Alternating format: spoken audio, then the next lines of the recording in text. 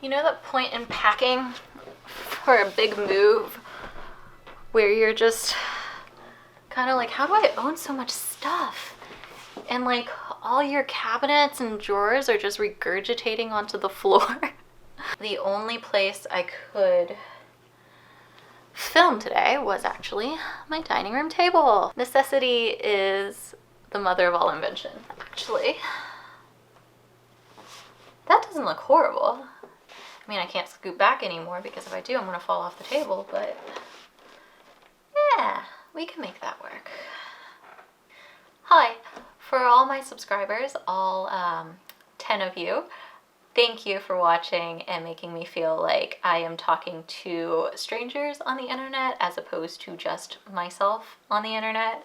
For anybody who's new, my name is Tracy and I make videos about all things piano. So if that's something that you would be interested in, please subscribe, give us a like, and I upload new content every other Thursday.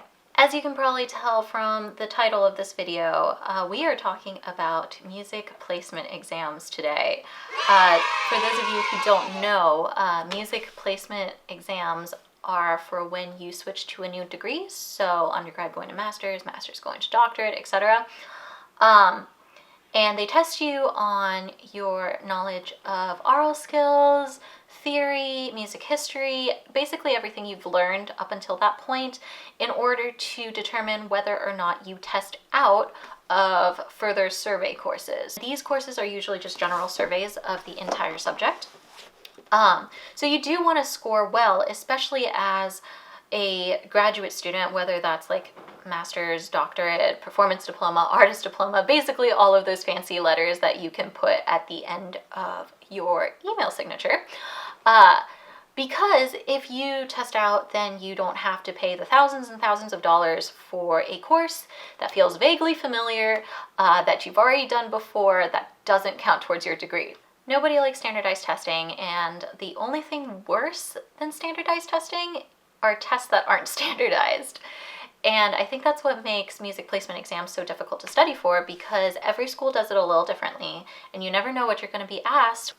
So whether that's history, theory, anything, you don't really have control over that. And we all love not having control over the unknown. That being said, I have found some really helpful ways to study for the test for myself that I'd like to share today.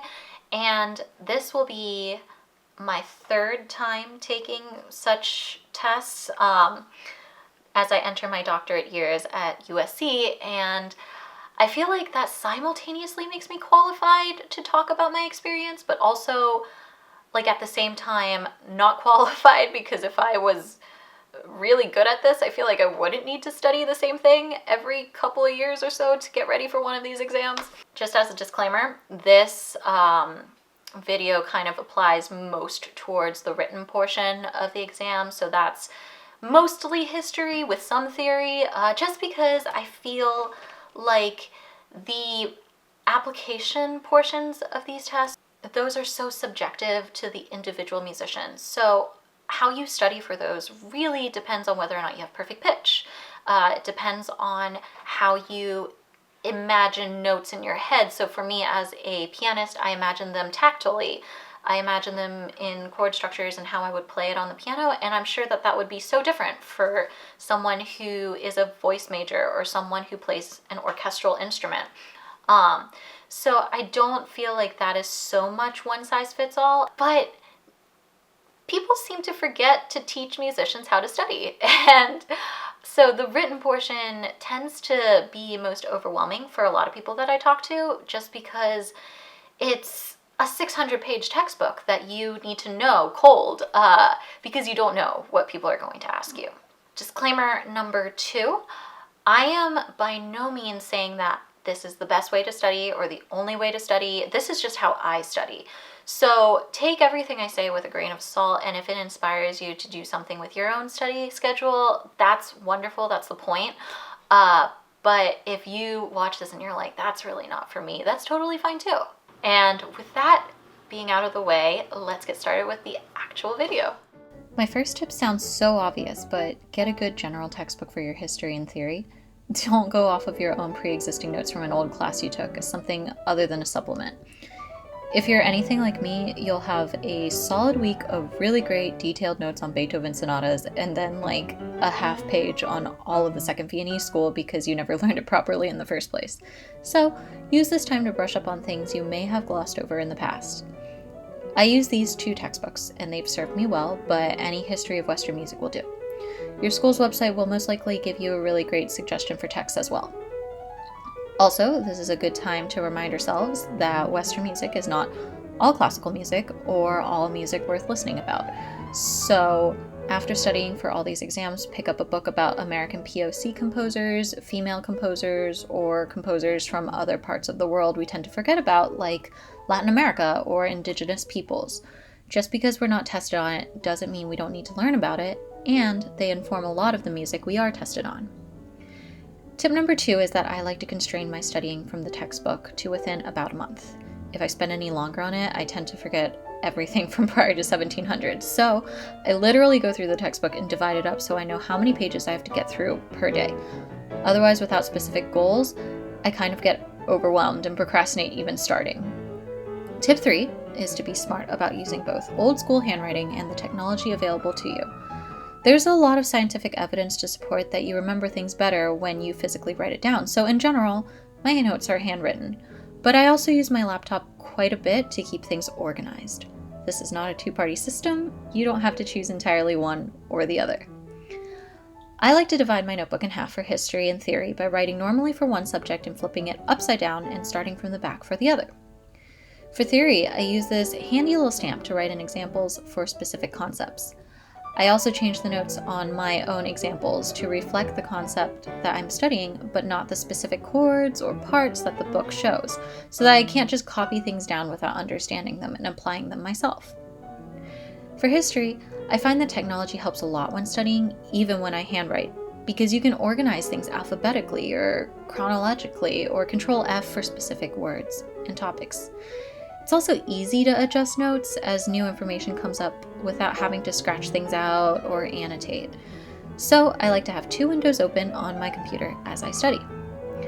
One's an Excel spreadsheet that keeps track of important pieces of music that crop up in the text. I organize this like a data file with tabs for composer, region, genre, etc., and sort it by date so it's kind of like a timeline when I scroll through. This is super helpful for recognizing trends through time and the popularity of certain composers. The more pieces a composer has in my timeline, the more likely I know they will be on the exam. This one is a glossary of terms organized alphabetically. Obviously, certain terms will never go away like sonata form, which most musicians would recognize, so this may seem redundant at first, but I've gone through my notes before and seen words I've written down without context that I'm not so sure about, like hocket, which is fun to say, or talia. This way, I can quickly make sure that I've got my terminology straight as I'm studying. Tip 4, don't write everything down. It's the equivalent of highlighting an entire paragraph. The point of taking notes is to condense down the text into salient points. Remember that this isn't a specialized class where you're tested on specific pieces, dates, and listenings, unless you're going to a school that specifies listening, in which case they often provide you with a list or a database to study off of anyway. Also, I am so sorry, that sucks. More often than not, though, your history exam will cover more broad strokes and check to make sure that you understand various movements, eras, trends, and influences. Your theory exam will ask you to consolidate multiple concepts through a large-scale analysis or part writing. As you go through your text, instead of getting bogged down with specifics, look for patterns, historical influences, trends, and movement. This will mean that your note-taking goes by a little slower because you're extrapolating from the text and thinking hard about how pieces of history or theory fit together. But it also means that you'll remember it longer and be able to apply things in a more comprehensive way. Studying for a placement exam means being able to pull back and look at the big picture rather than becoming overwhelmed by little details. Tip 5, highlight your own notes. I'm anal or retentive, so I actually go through my notes and highlight them in different colors as a way to study my already condensed information and condense it even more. The few most important categories to know for history, at least, are usually composers, musical works, and terms, so I color code for these. The rest I highlight as normal. For theory, highlighting is less important because after going through the text itself, it becomes more application-based. The best way I've found for studying theory is to actually analyze pieces of music and practice. You can do this with music that you know for an even better time. Tip 6 is another obvious one. Listen to the music. Nobody likes to hear this because it can seem completely overwhelming, especially once you realize that it means literal days of just listening to cantus firmus masses, sonatas, suites, and 12-tone music. Like actual days. Some of these pieces are hours long just by themselves. Again though, most placement exams aren't like a literature course where you get tested on being able to recognize the recapitulation of a specific piece. Instead, organize your music by era and identify key features of that era. The most important thing is to be able to recognize where and when that piece was written. If you can make an educated guess as to who wrote it, that would also help. My last tip is, don't wait until the last minute to study, but also don't stress yourself out over these exams. They're important because nobody wants to pay for extra credits, show up for a 9 a.m. class just to relearn things that feel familiar from a TA that has most likely taught this course one too many times. But most schools give you 2 chances to pass the test before requiring you to take the review course.